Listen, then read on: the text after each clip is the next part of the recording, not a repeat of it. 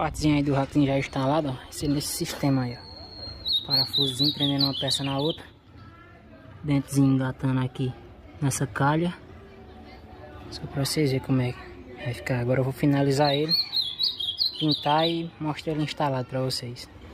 Se quiserem mais dicas de serviço simples e rápido como esse, segue, deixa um comentário, compartilha. Rackzinho aí já instalado, ó.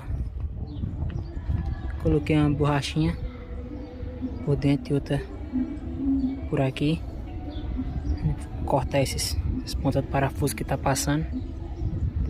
E é isso, serviço simples, fácil de fazer. Galerinha, pra quem gostou, viu, do conteúdo, puder compartilhar, deixar um comentário, se inscrever no canal, eu agradeço, viu?